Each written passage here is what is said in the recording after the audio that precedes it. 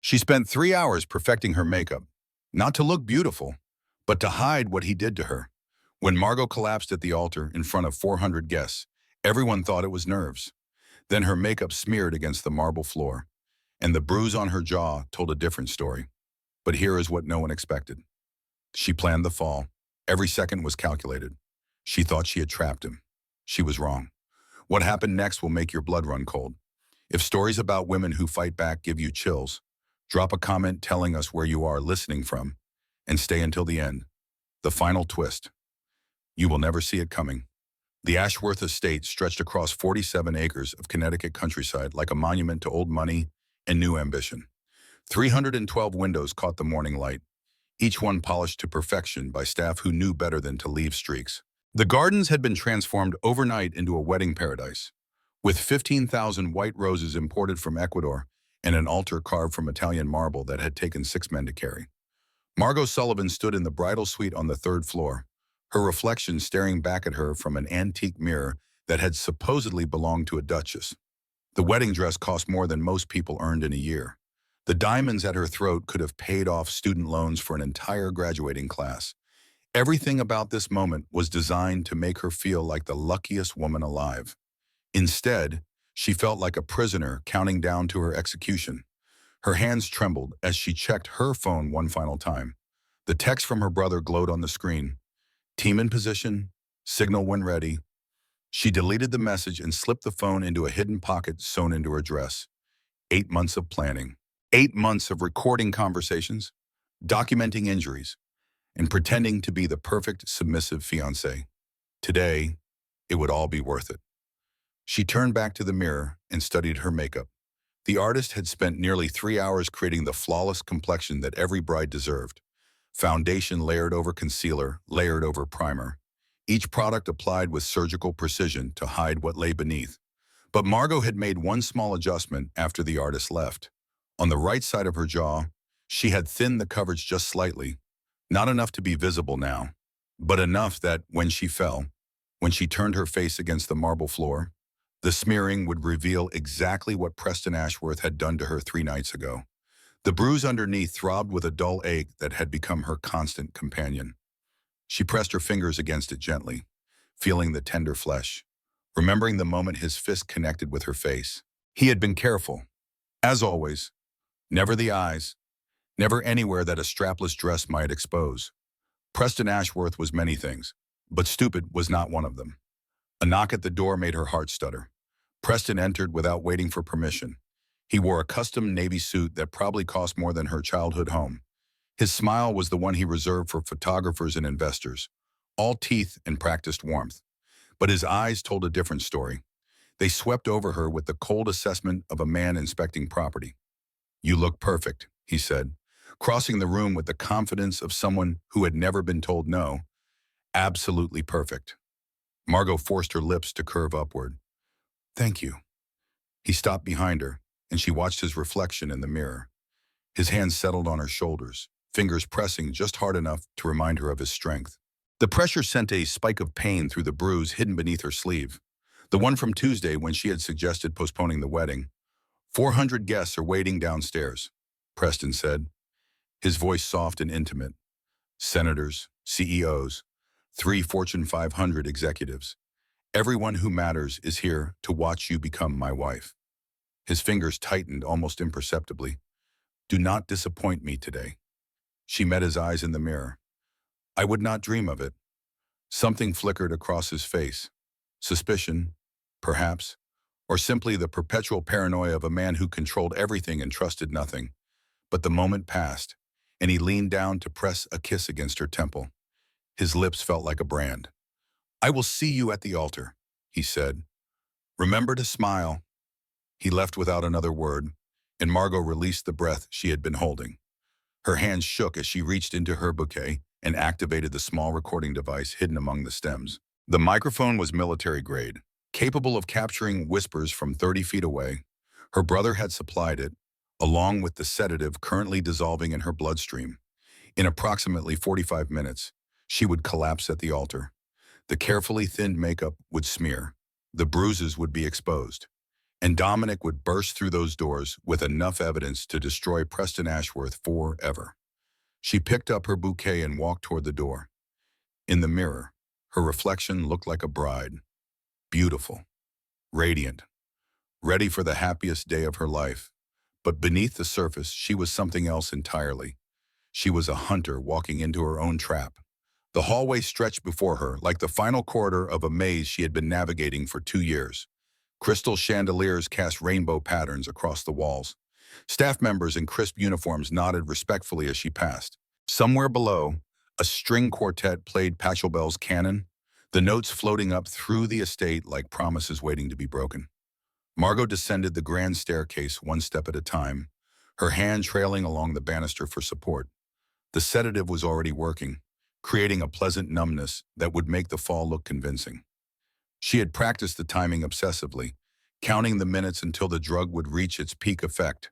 At the bottom of the stairs, the wedding coordinator greeted her with tears in her eyes. "Oh, Mrs. Ashworth," the woman breathed. "You are absolutely stunning." Mrs. Ashworth. The name felt like a curse. "Thank you," Margot said. "I am ready." She was not ready for marriage. She was ready for war. The ballroom doors opened, and 400 faces turned toward Margot like flowers following the sun. The space had been transformed into something from a fairy tale, with cascading white roses, flickering candles, and enough crystal to blind anyone who looked too closely.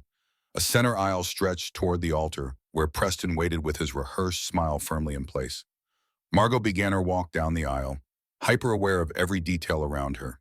To her left, she spotted one of Dominic's men disguised as a waiter, his earpiece barely visible beneath his perfectly styled hair.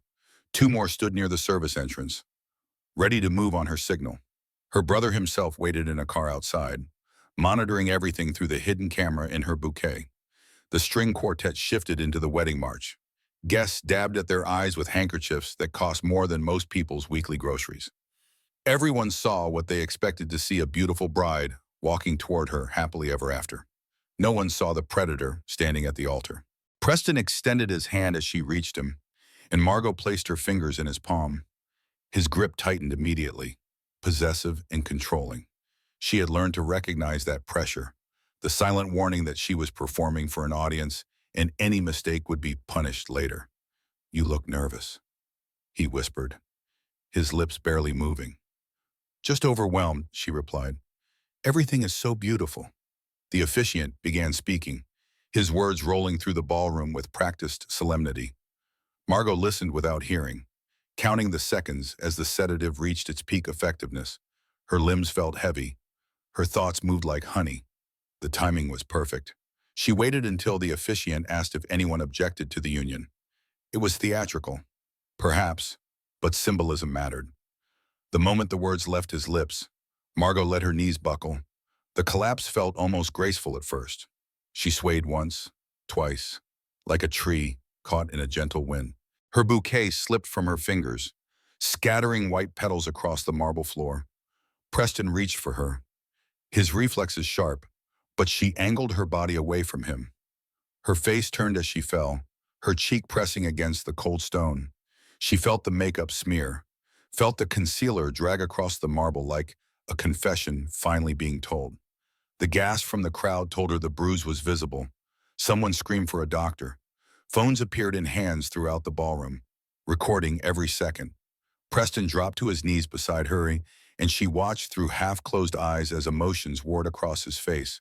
Concern, yes, but underneath it, something darker.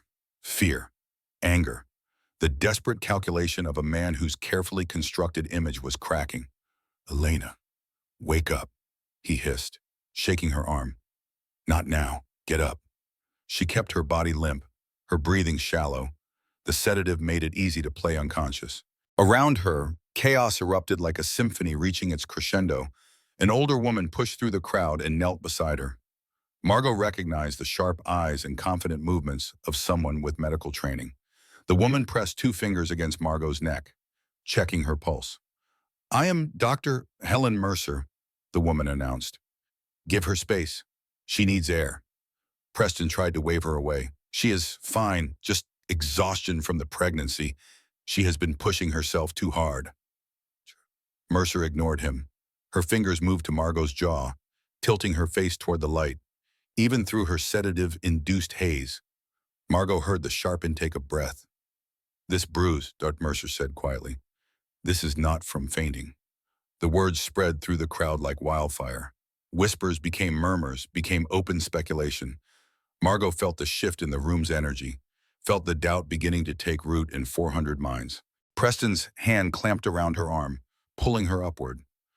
"My wife needs privacy," he announced to the crowd. "Please, everyone, give us a moment." But the damage was done. The bruise was visible. The questions had been planted. And somewhere outside, Dominic was already moving. Everything is going exactly as planned. Margot thought through the fog of medication. Any moment now, her brother would arrive with the evidence that would destroy Preston forever. Victory was so close she could taste it. Dr. Mercer stood and faced Preston with an expression that could have frozen fire. "Mr. Ashworth, those injuries require explanation. That discoloration did not occur in the last 5 minutes." "She bruises easily," Preston said, his voice tight. "Pregnancy changes the body. You should know that." "I know what abuse looks like," Dr. Mercer replied, "and I know what lies sound like." The crowd erupted. Accusations flew through the air like shrapnel. Board members who had invested millions with Preston suddenly looked uncertain. Wives who had envied Margot's fairy tale now stared at her with horror dawning in their eyes. Margot allowed herself a small smile, hidden against the marble floor. Phase 1 was complete. The crowd's reaction exceeded Margot's expectations. Women clutched their pearls and gasped. Men exchanged uncomfortable glances, unsure how to process what they were witnessing. The perfect fairy tale wedding had transformed into something else entirely. A moment of raw truth that no amount of money or influence could buy back. Dr. Mercer continued her examination with clinical precision. Her fingers moved along Margot's neck, checking for additional injuries hidden beneath the elaborate necklace. She found another bruise, older and more faded, along the collarbone. "How long has this been happening?" the doctor asked quietly, so only Margot could hear. "Long enough," Margot whispered back. "Please, keep examining me. The longer you do, the more people will see." Understanding flickered in Dr. Mercer's eyes. She nodded almost imperceptibly and raised her voice for the crowd. "Someone call for a medical team. This woman needs a full examination." Preston shouldered his way through the circle of concerned guests, his composure beginning to fray. "That will not be necessary. My fiancée simply needs rest. She has been under tremendous stress. These injuries were not caused by stress, Mr. Ashworth." Dr. Mercer stood and faced him directly, her small frame somehow commanding despite his height advantage. "I have been practicing medicine for 35 years. I know the difference between an accident and assault." The word hung in the air like a verdict. Around them, phones continued recording. Somewhere in the crowd, a woman began to cry, whether from shock or recognition. Margot could not tell. "You are making accusations without evidence," Preston said, his voice tight. "Dangerous accusations that I will not tolerate." "Then explain the bruises." "She bruises easily. The pregnancy has affected her circulation." "And the finger marks on her wrist." Preston's jaw tightened. For one terrifying moment, Margot thought he might strike Dr. Mercer right there in front of everyone. But the cameras were watching. The guests were watching. Even his rage had limits when 400 witnesses stood ready to testify. The chaos in the ballroom reached a fever pitch as hotel staff rushed forward with a stretcher. Dr. Mercer directed them with crisp authority, her voice cutting through the noise like a scalpel through flesh. Margot felt herself being lifted, settled onto the padded surface, and wheeled toward the service entrance where an ambulance waited. Through it all, she kept her eyes half closed, watching Preston through the veil of her lashes. His composure was remarkable. Where another man might have crumbled under the weight of public accusation, Preston Ashworth seemed to grow calmer, more controlled, as if the mounting pressure only sharpened his focus. That should have been her first warning. She was halfway to the door when Preston's voice rang out across the ballroom. "Wait!" The word carried an authority that stopped everyone in their tracks. Staff members froze. Guests fell silent. Even Dr. Mercer paused. her hand still resting on the stretcher's rail. Preston walked toward them with measured steps, reaching into his jacket pocket. When his hand emerged, it held a slim leather folder. He opened it slowly, deliberately, and pulled out several pages of official-looking documents. "I was afraid this might happen," he said, his voice heavy with practiced sorrow. "I have been trying to protect her privacy, but I suppose the truth needs to come out." Margot's blood ran cold. Preston held up the documents for the crowd to see. "These are psychiatric evaluations conducted over the past 6 months. My beautiful wife suffers from borderline personality disorder with episodes of self-harm. During her episodes, she inflicts injuries on herself and then cannot remember doing so." The murmurs in the crowd shifted. Where moments ago they had been suspicious of Preston, now uncertainty crept into their voices. A man stepped forward from near the altar. He was perhaps 60 years old, with silver hair and the confident bearing of someone who had spent his life being listened to. "I am Dr. James Whitmore," he announced. "I have been treating Margot for the past 8 months." Margot had never seen this man before in her life. Dr. Whitmore approached the stretcher with a sympathetic smile that made her skin crawl. "I am sorry, my dear. I know you did not want anyone to know about your condition, but we cannot let your illness destroy your marriage." "That is not true," Margot said, pushing herself upright despite the sedative's grip. "I have never met this man. Preston is lying." Preston shook his head sadly. "You see, during her episodes, she becomes paranoid. She believes everyone is conspiring against her. The bruises on her face, she gave them to herself 3 nights ago during a particularly severe breakdown." The crowd's sympathy, which had been building toward Margot, began to shift. She could see it in their eyes, the doubt replacing certainty, the pity replacing outrage. A woman who hurt herself was not a victim of her husband. She was a victim of her own broken mind. "Check the records," Preston continued. "Call any hospital. Her history of mental instability is well documented." He paused and letting tears well in his eyes. "I love her despite her illness. I have paid for the best treatment available, but she refuses to accept that she has a problem." Dr. Mercer stepped forward, her face hard. "I do not care what documents you have produced. I know what defensive wounds look like, and I know what self-inflicted injuries look like. Those bruises came from someone else's hands." But her voice was drowned out by the rising tide of whispers. People were already typing on their phones, searching for confirmation of Margot's supposed mental illness. The story was too compelling, too convenient. It explained everything while absolving Preston of all blame. Margot felt the walls closing in. 8 months of careful planning, and Preston had been preparing his own counter-narrative the entire time. He had anticipated her move and built a defense so thorough that it turned her own evidence against her. She looked around the ballroom, desperate for an ally, but found only uncertainty and pity. The board members who had been ready to abandon Preston now seemed unsure. The wives who had looked at her with horror now regarded her with the patronizing sympathy reserved for the mentally ill. "This cannot be happening," she thought. "This was supposed to work." Her eyes found the waiter who was supposed to be one of Dominic's men. He was gone. The servers near the service entrance were gone too. Something had gone wrong with the backup plan. Preston leaned close, his lips brushing her ear. "Did you really think a corporate lawyer could outsmart me?" His whisper was soft enough that only she could hear. "I have been 3 steps ahead since the moment you started recording all our conversations." Margot's heart stopped. "Yes, I know about the recordings." Preston continued. "I know about your brother waiting outside. I know about all of it. And now, thanks to your little performance, everyone in this room believes you are mentally unstable." He smiled against her skin. "You did not expose me, sweetheart. You discredited yourself." He pulled back, and his face transformed into a mask of loving concern for the benefit of the watching crowd. "Please, everyone, my wife needs rest. The stress has clearly triggered another episode. I will make sure she gets the care she needs." The stretcher began moving again, but this time Margot was not being rescued. She was being imprisoned. The ballroom doors had nearly closed when they burst open again with enough force to shake the chandeliers. 4 men in black suits entered first, their shoulders wide and their eyes sharp with the alertness of professional security.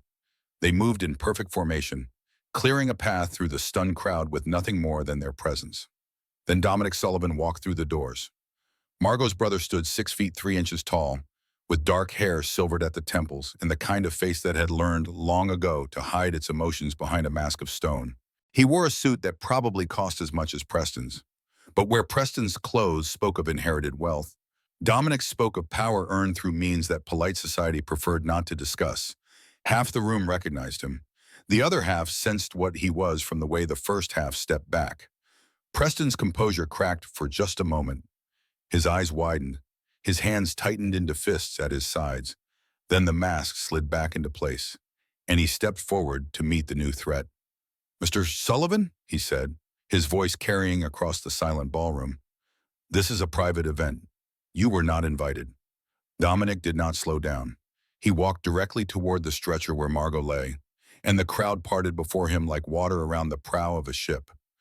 When he reached her, he took her hand in his and studied her face with an intensity that made her throat tighten.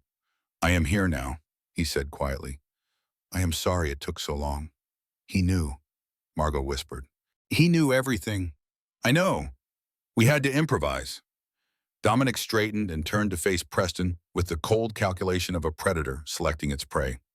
"You are done, Ashworth." Preston laughed, but the sound was hollow. "Your sister just had an episode in front of 400 witnesses. She is clearly unwell. Whatever fantasy you have constructed about my supposed crimes, no one here will believe it.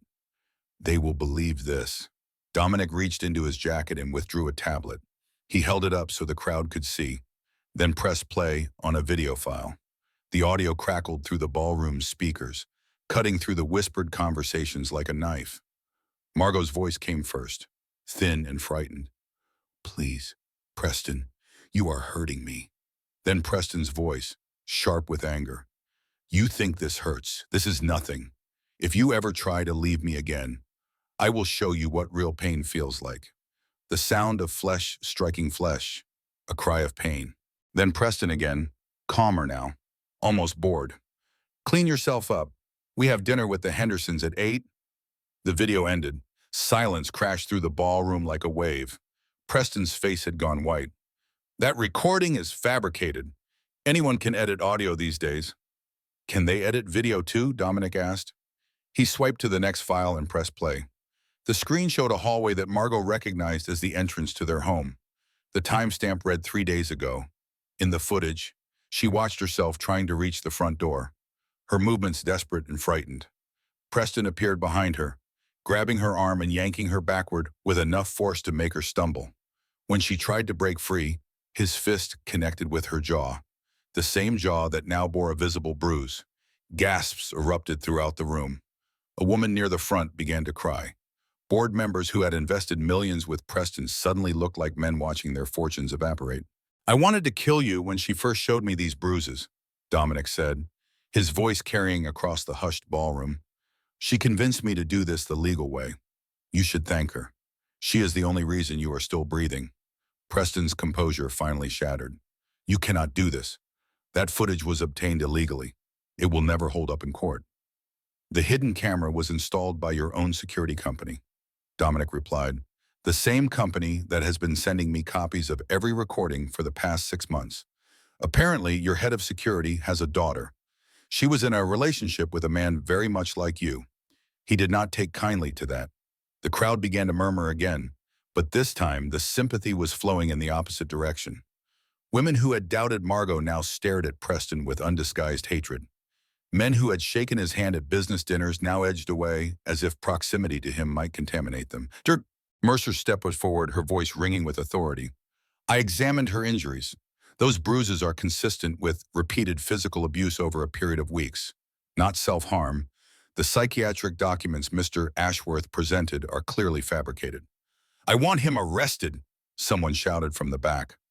"Call the police," another voice demanded. Preston backed away, his eyes darting around the room for an escape route. But Dominic's men had positioned themselves at every exit. There was nowhere to run. For the first time since Margot had known him, Preston Ashworth looked afraid. Victory, she thought. Real victory. But even as relief flooded through her, she noticed something strange. Preston had stopped retreating. His panic had transformed into something else entirely. His lips curved upward in a smile that made her blood turn to ice. He was not afraid. He was waiting. Preston's phone buzzed in his pocket. He pulled it out slowly, deliberately, making sure everyone in the room could see the casual confidence in his movements. Whatever message appeared on the screen made his smile widen into something that resembled a predator baring its teeth. "Before you do anything you will regret," he said, holding up a hand to stop the security guards approaching him. Margot should check on her mother. The words hit Margot like a physical blow. She struggled to sit upright on the stretcher, her heart pounding against her ribs. "What did you say?" "Your mother, Eleanor, sweet woman. It is a shame about the Alzheimer's. She barely remembers her own name most days." Preston turned his phone so Margot could see the screen. "But she remembers enough to be frightened." The image showed an elderly woman in a wheelchair, her white hair disheveled and her eyes wide with confusion. She sat in what looked like a private room at Sunny Meadows Care Facility, the expensive nursing home where Margot had placed her 3 years ago. A man stood behind the wheelchair, his face obscured but his posture threatening. "What have you done?" Margot's voice came out as barely more than a whisper. "Insurance," Preston replied. "Did you think I would enter this marriage without leverage? Sunny Meadows costs $40,000 a month. I have been paying that bill since before we were engaged. The staff are very loyal to their most generous donor." He tilted his head, studying her reaction with clinical interest. "Your mother is fragile. Accidents happen in care facilities. Falls, medication mix-ups, sudden heart failures that no one can quite explain." Dominic stepped forward, his face dark with fury. "If you touch her, I will end you. Kill me, and my associate has very specific instructions." Preston's smile never wavered. "Eleanor will be dead before you leave this room. Is that a trade you are willing to make?" "Margot, your freedom for your mother's life." The ballroom had gone deathly silent. Even the guests who had been calling for Preston's arrest now watched with horrified fascination, too shocked to intervene. Margot looked at her brother, desperation clawing at her chest. Dominic's jaw was tight, his hands clenched into fists at his sides. She could see him calculating options, running through scenarios, searching for a way out of this trap. But there was no way out. Preston had anticipated everything. He had built his defense layer by layer, and at the center of it all was the one person Margot could not sacrifice. "Call him off," she said, her voice breaking. "Please, she does not understand what is happening. She is scared." "Then we understand each other." Preston tucked his phone back into his pocket. "Here is what is going to happen. You are going to stand up, address this room, Surayan, and explain that you have been suffering from mental health episodes. You are going to apologize for the confusion your breakdown has caused. And then we are going to proceed with a smaller, more private ceremony. Just close family." "Margot, no." Dominic grabbed her arm. "I can handle this. My people can reach the nursing home before anything happens." "Can they?" Preston raised an eyebrow. "Are you willing to bet Eleanor's life on that?" Margot closed her eyes. The sedative was wearing off, leaving her mind painfully clear. She thought about her mother, confused and afraid, not understanding why a stranger was standing over her wheelchair. She thought about all the years Eleanor had worked to raise her and Dominic alone, sacrificing everything so her children could have better lives. She thought about the promise she had made when the Alzheimer's diagnosis came, that she would always protect her mother, no matter what. "I will do it," she said. "Margot," Dominic's voice was sharp with desperation. "He has Mom." She looked at her brother, tears streaming down her cheeks. "I cannot let her die. Not like this. Not because of me." She stood slowly, her legs unsteady beneath her. The wedding dress felt like a shroud. The diamonds at her throat felt like chains. She walked toward the center of the ballroom, aware of every eye upon her, and turned to face the crowd. "I need to apologize," she said, her voice hollow. "I have been suffering from mental health episodes. I hurt myself during blackouts and cannot always remember doing so. Preston has only ever tried to help me." The words tasted like ash. "The recordings my brother played were taken out of context. He has personal grudges against my fiancée. Please, I just want to continue with my wedding." Whispers rippled through the crowd. Some guests looked relieved. Others looked unconvinced. But what did it matter? Preston had won. The stress crashed over her like a tidal wave. She had been running on adrenaline and medication for hours, and now both were failing. A sharp pain lanced through her abdomen, stealing her breath. Not now, she thought. Please, not now. But her body did not care about timing. The pain intensified, radiating outward from her center. She looked down and saw red blossoming against the white silk of her dress. Blood. The baby, she gasped, clutching her stomach as her knees buckled. This time, when she fell, it was not planned. This time, the screams were real. The ambulance ride passed in a blur of fluorescent lights and urgent voices. Margot drifted in and out of consciousness, aware of hands pressing against her stomach, of IVs being inserted into her arms, of the steady beeping of monitors tracking vital signs she could not understand. She woke in a hospital room, the harsh light making her eyes water. The first thing she saw was Preston sitting in a chair beside her bed, his legs crossed and his expression one of benevolent concern, as if he were a loving husband keeping vigil over his sick wife. "The baby is fine," he said when he noticed her eyes open. "They stopped the bleeding. The doctor says it was stress-induced. You need to rest." Margot tried to sit up, but her body refused to cooperate. Everything hurt. Her head, her stomach, her heart. "Where is Dominic?" "Gone. He understood the stakes once you collapsed." Preston leaned forward, resting his elbows on his knees. "You made the right choice. Margot, your mother is safe. The crisis at the wedding has been contained. A few more days of rest, and we can proceed with a private ceremony." "You are a monster." "I am a realist." He stood and walked to the window, gazing out at the hospital parking lot below. "You tried to destroy me. You failed. Now we move forward." "Move forward?" Margot's voice cracked with disbelief. "You held my mother hostage. You made me lie in front of 400 people. You almost killed our child." "Our child?" Preston turned, his eyes softening in a way that would have fooled anyone who did not know him. "That is what I want us to focus on. We are going to be parents. We are going to be a family. Everything that happened today can be forgotten. I will never forget. You will learn to." He walked back to the bed and brushed a strand of hair from her forehead. The gesture was tender, intimate, and absolutely terrifying. "Every marriage has rough patches. We will get through this one together." A knock at the door interrupted them. A nurse entered, her eyes professionally neutral as she checked Margot's IV. "Your wife needs rest, Mr. Ashworth. Perhaps you could give her some time."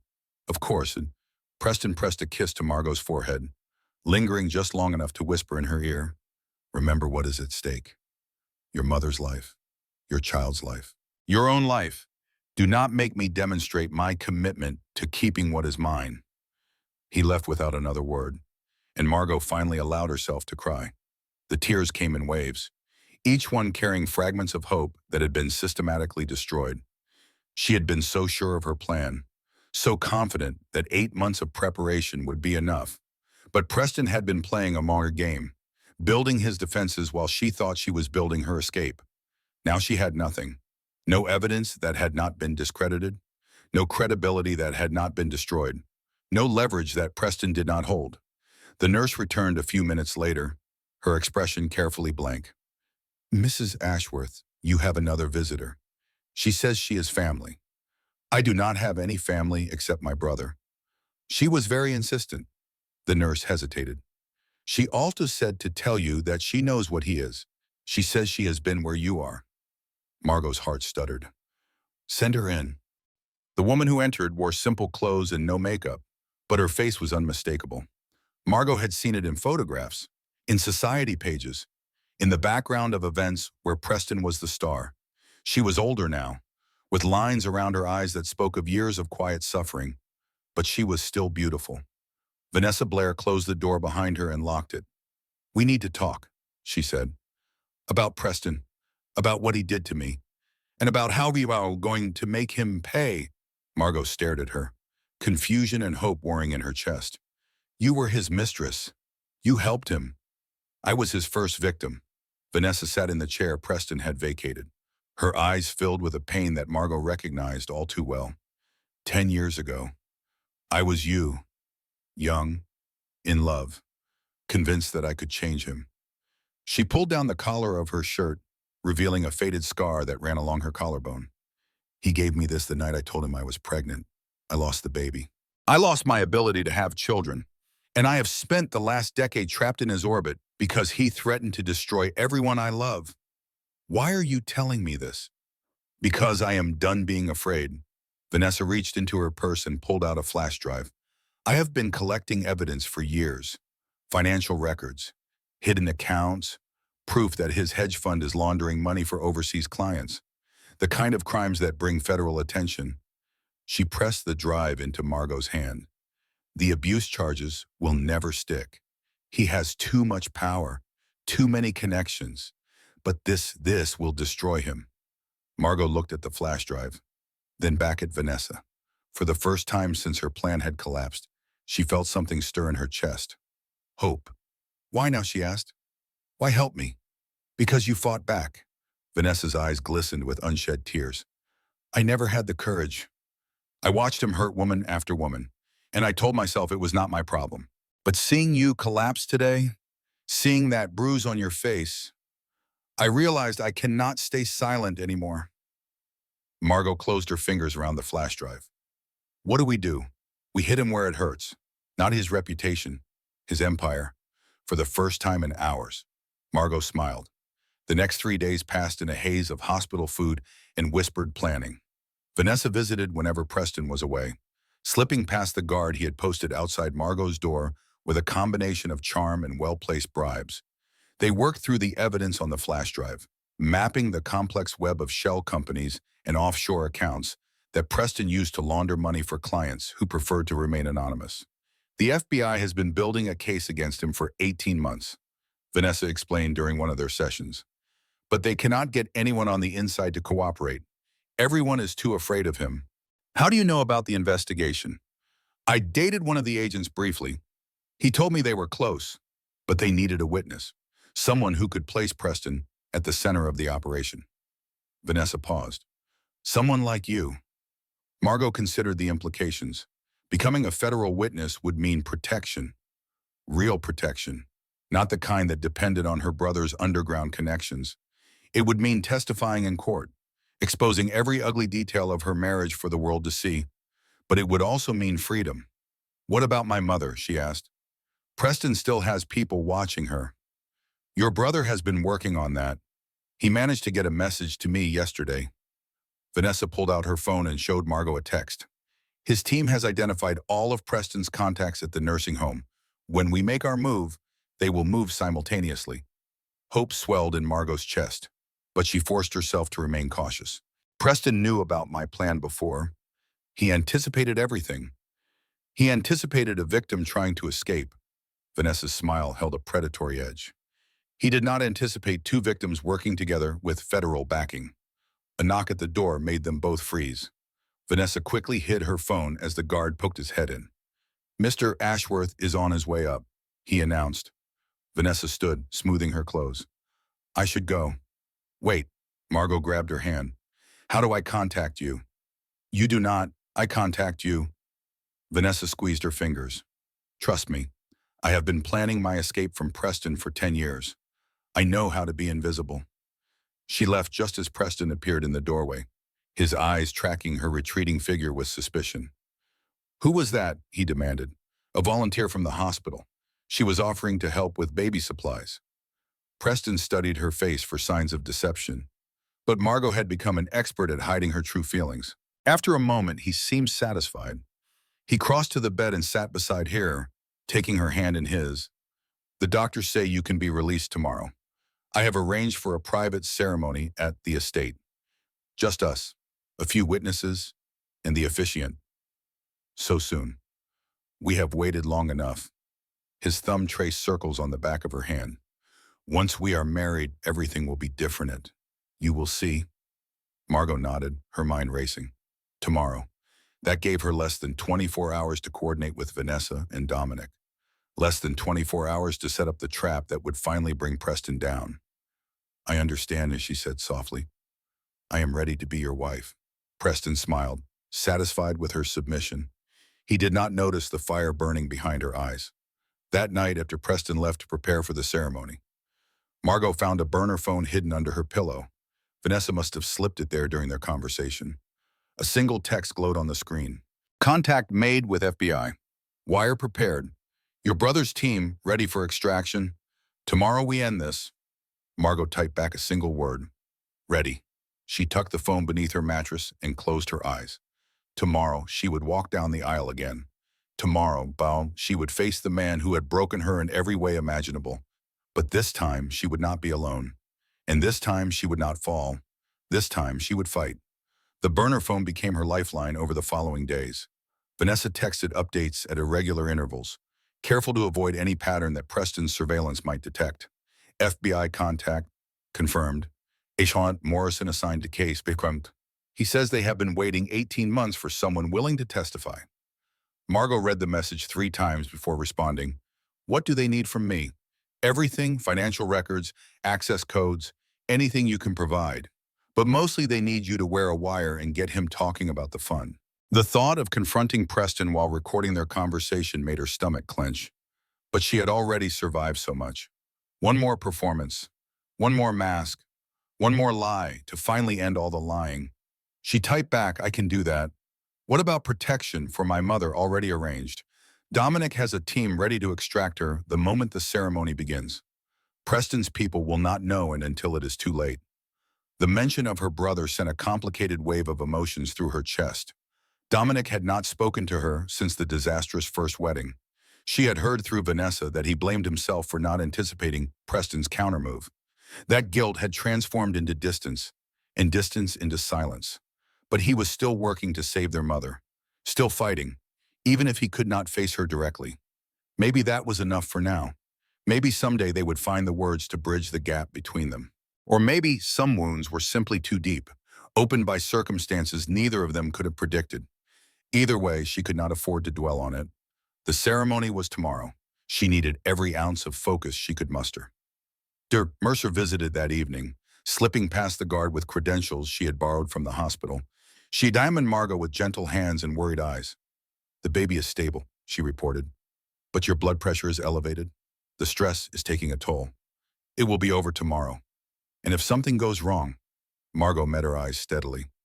Then at least I died fighting. That is more than I could say a year ago. Dr. Mercer looked like she wanted to argue, but something in Margot's expression stopped her. Instead, she simply squeezed her hand. You are braver than you know, she said. Whatever happens tomorrow, remember that. The Ashworth Estate Chapel stood at the edge of the property, a small stone building that had been in the family for 5 generations. Stained glass windows cast colored patterns across the wooden pews where 50 guests sat in uncomfortable silence.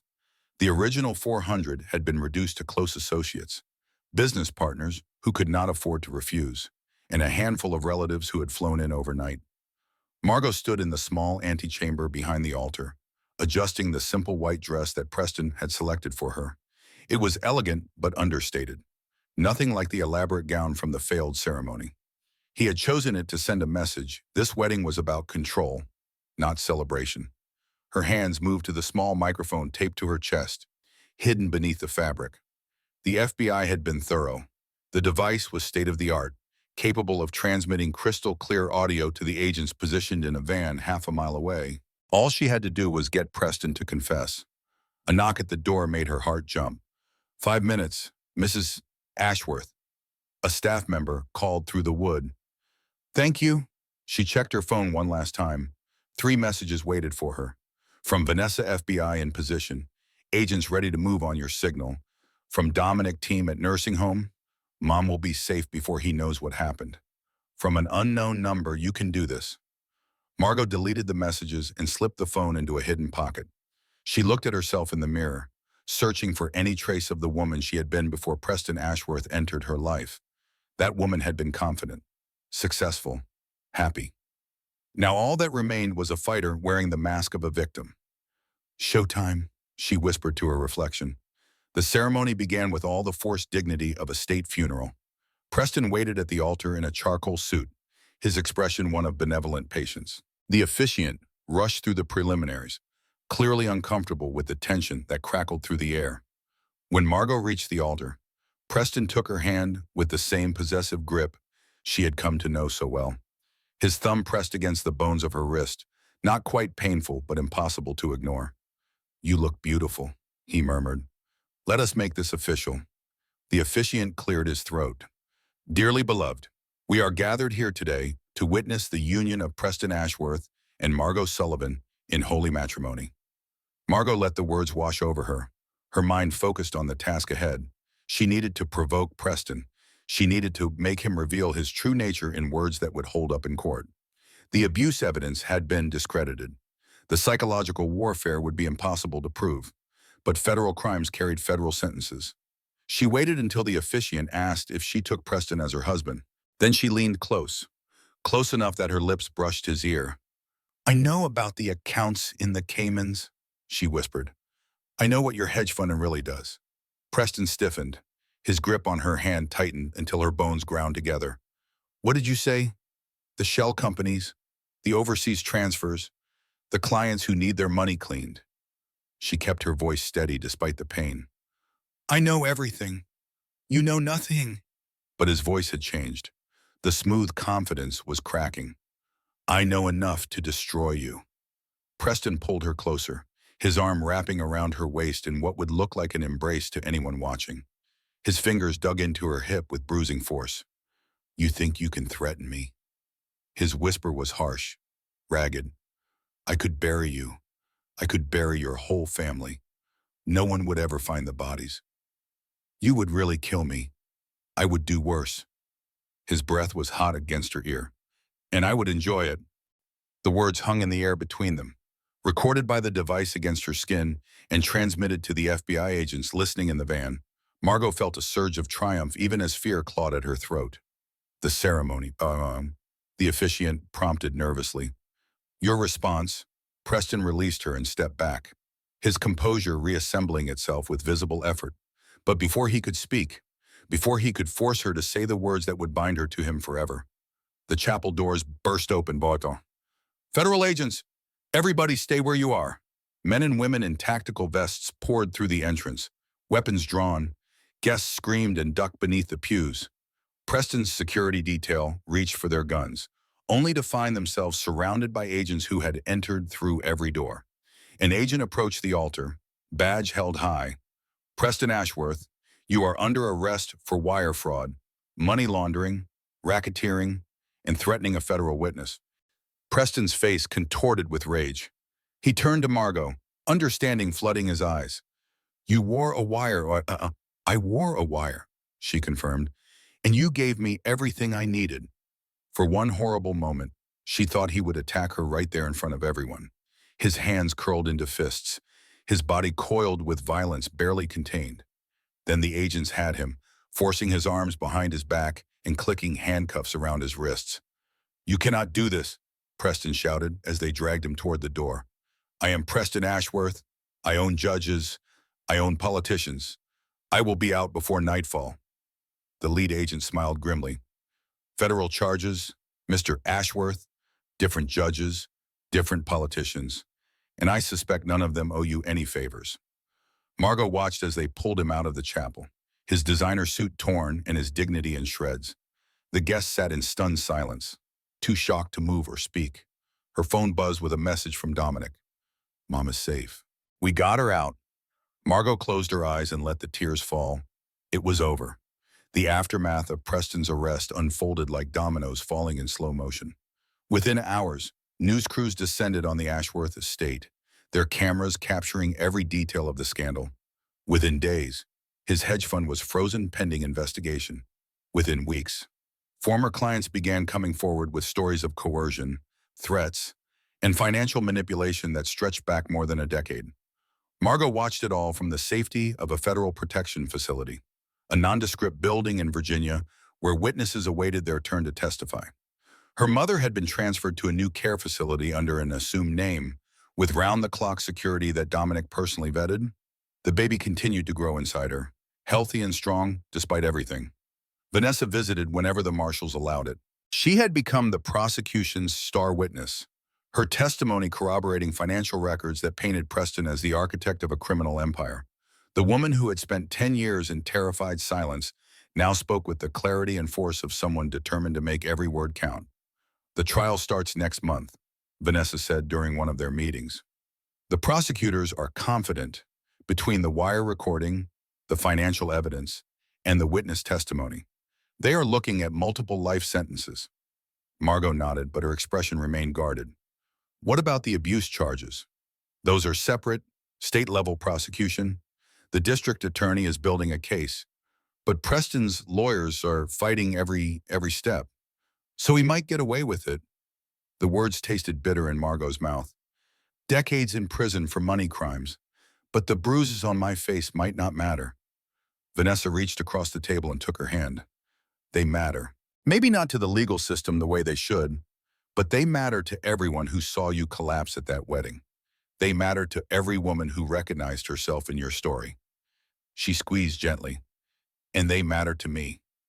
The day of Margot's testimony arrived on a gray morning in November. She dressed in a simple navy suit, professional but not flashy. The marshals escorted her to the federal courthouse through a back entrance, avoiding the crowds of reporters who had gathered on the steps. The courtroom was smaller than she expected, all polished wood and fluorescent lights. Preston sat at the defense table with his army of lawyers, his face carefully neutral. When Margot walked past him to take the witness stand, his eyes tracked her every movement. She forced herself not to flinch. The prosecutor approached with a reassuring nod. Please state your name for the record. Margot Sullivan. Ms. Sullivan, can you describe your relationship with the defendant? Margot took a deep breath and began to speak. She told them everything. The early days of charm and romance, the gradual escalation of control, the first time he hit her and how she convinced herself it was an accident, the systematic isolation from friends and family, the threats against her mother, the pregnancy that became both a blessing and a chain. She spoke for nearly 4 hours, her voice steady even when her hands trembled. The jury listened with rapt attention, their faces cycling through shock, anger, and sorrow. Preston's lawyers objected repeatedly, trying to derail her testimony, but the judge overruled them each time.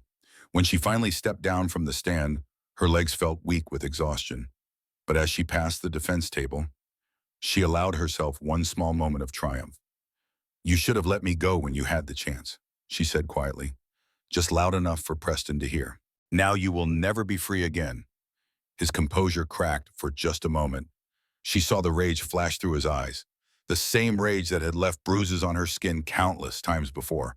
But now it was impotent, contained, controlled by the handcuffs on his wrists and the bars that awaited him. Margot walked out of the courtroom with her head held high. The verdict came 3 weeks later. Guilty on all counts. The judge imposed the maximum sentence on each charge, to be served consecutively. Preston Ashworth would spend the next 25 years in federal prison, with no possibility of parole for at least 15. When the sentence was read, Margot was sitting in the gallery between Vanessa and Dr. Mercer, who had testified about the injuries she observed at the wedding. All 3 women wept, but the tears were not of sorrow. They were tears of relief. Outside the courthouse, reporters swarmed around them, shouting questions and thrusting microphones toward their faces. Margot stopped on the steps and faced the cameras. I want to say something to anyone watching who might be in a situation like mine, she said. Her voice clear despite the chaos around her. You are not alone. You are not crazy. And no matter how powerful your abuser seems, there are people who will believe you. There are people who will fight for you. She paused, thinking of the woman she had been 2 years ago, young, hopeful, blind to the monster hiding behind Preston's charming smile. It took me too long to ask for help. I almost lost everything because I was afraid. But I am standing here today because I finally found the courage to fight back. She looked directly into the nearest camera. If you are suffering, please do not wait as long as I did. Your life is worth fighting for. She walked down the steps without looking back, Vanessa on one side and Dr. Mercer on the other. Behind them, the courthouse doors closed on a chapter of her life she never wanted to revisit. Ahead, a future waited, uncertain, yes, difficult, certainly, but free, finally, wow, gloriously free. 6 months had passed since the verdict. Margot sat on a bench overlooking the ocean in a small town on the coast of Maine. The air smelled of salt and pine, and the waves crashed against the rocks below, with a rhythm that had become her daily meditation. Eleanor, her daughter, slept peacefully in the stroller beside her, wrapped in a soft blanket against the autumn chill. She had named her daughter after her mother. It seemed right, somehow, a way of honoring the woman who had given her everything and then slowly forgotten it all. Eleanor Sullivan had passed away 3 weeks after Dominic's team extracted her from the nursing home. The doctor said it was the disease, not the stress. A blood clot that formed in her brain while she slept, taking her gently and without warning. Margot had been holding her hand when it happened, telling her stories about the granddaughter she would never know. The grief still lived in her chest, a hollow ache that never quite faded. She had saved her mother from Preston's threats only to lose her to something no one could fight. Sometimes she wondered if the extraction had been worth it, if her mother would have had more time in the familiar environment of the nursing home, surrounded by staff who knew her routines and could navigate her confusion. But then she remembered the photo Preston had shown her, the fear in her mother's eyes, the stranger standing behind her wheelchair with menacing intent. No, Tosar. Whatever time her mother lost, she gained peace. She died safe, surrounded by love, not as a hostage in a monster scheme. That had to be enough. Eleanor stirred in her stroller, making the soft sounds of a baby transitioning between sleep and wakefulness. Margot reached down and adjusted the blanket, marveling as she always did at the perfect small features. Her daughter had her eyes and Preston's chin. Sometimes that resemblance was hard to look at, but mostly, she saw only Eleanor herself, a new person untouched by the darkness that had preceded her. The pregnancy had taken its toll. The stress of the wedding, the collapse, the weeks of hiding and planning had pushed Margot's body past its limits. The doctors had done their best, but the damage was irreversible. Eleanor would be her only child. The family she had imagined, with siblings running through a house full of laughter, would never exist. Some nights, that loss hit her harder than she expected. She would lie awake staring at the ceiling, thinking about the children she would never have, the future that had been stolen from her. But then Eleanor would cry, and Margot would go to her, and the weight of what she had lost would be balanced against the miracle of what she had gained. One child, one perfect, healthy, beautiful child. That was enough. It had to be enough. Her phone buzzed with a message from Vanessa. "How is the East Coast treating you?" Margot smiled and typed back, "Cold, beautiful, quiet, exactly what we needed." Vanessa had started a nonprofit for survivors of domestic abuse, using her testimony from Preston's trial as a launching point. She had been on 3 news programs in the past month alone, speaking about the patterns of control and manipulation that kept women trapped in dangerous relationships. Every time she appeared, donations to the organization doubled. Sometimes Margot wondered if she should join her, become an advocate, use her story to help others. But for now, she was content to heal in private, to learn how to be a mother, to figure out who she was when she was not fighting for survival. A figure appeared at the end of the beach path. Margot tensed instinctively before recognizing the familiar silhouette. Even after everything, her body still expected danger around every corner. That reflex might never fully fade. Helen Mercer walked toward her, carrying 2 cups of coffee from the shop in town. She had retired from her practice after the trial, deciding that she had spent enough years in hospital emergency rooms. Now she lived 3 houses down from Margot, drawn to the same quiet coastal town by the same need for peace. "Beautiful morning, Doctor," Mercer said, settling onto the bench beside her. "It is?" Margot accepted the coffee gratefully. "Thank you." They sat in companionable silence, watching the waves. Eleanor continued to sleep, her small chest rising and falling in peaceful rhythm. "Any word from your brother, Doctor?" Mercer asked eventually. Margot shook her head. The rift with Dominic had not healed. He had wanted to handle Preston his way, through the underground connections and violent justice that had always been his world. Her decision to involve the FBI had felt like a betrayal to him, a rejection of everything he had built and everything he believed in. They had not spoken in 4 months. Sometimes she picked up her phone to call him, only to put it down again. She did not know what to say. She did not know how to bridge the gap between the sister who needed legal justice and the brother who only understood the other kind. Maybe someday they would find their way back to each other. Maybe the birth of Eleanor would remind him that family mattered more than pride. Or maybe the damage was too deep, and they would spend the rest of their lives as strangers who had once loved each other. Either way, she could not force it. She could only wait and hope. "He will come around," Dr. Mercer said, as if reading her thoughts. "Blood is blood. It takes time, but it finds its way home. I hope you are right." Eleanor woke fully, her eyes blinking open to take in the world. Margot lifted her from the stroller and settled her in her lap, pointing at the ocean. "Look, baby girl, look at the waves." Eleanor stared at the water with the intense focus of a newborn encountering something vast and incomprehensible. Her small hand waved in the air, reaching for something she could not grasp. Margot kissed her forehead and held her close. She had won. Preston was in prison. Her daughter was safe. Her mother had died peacefully. She was surrounded by friends who had become family. By any measure, she should be happy. But victory had cost her. Her fertility, her brother, her ability to trust. Years of her life that could never be recovered. The woman she had been before Preston, bright and hopeful and naive, was gone forever. In her place was someone harder, someone warier. Someone who would always check the exits in a crowded room and flinch at raised voices. Yet as she sat there, holding her daughter and watching the endless ocean, she felt something she had not expected. Peace, not happiness. Exactly. Not the uncomplicated joy she had once taken for granted, but a quiet acceptance of what her life had become. An understanding that some wounds never fully heal, but you learn to live with them. You learn to build something new around the broken pieces. "I saved you," she whispered to Eleanor. "That is what matters. The rest, I will figure out the rest." Eleanor gurgled in response, her tiny fingers wrapping around Margot's thumb. The sun rose higher over the ocean, painting the water in shades of gold and bronze. Somewhere behind them, a new day was beginning. A day without Preston Ashworth. A day without fear. Margot did not smile. She did not cry.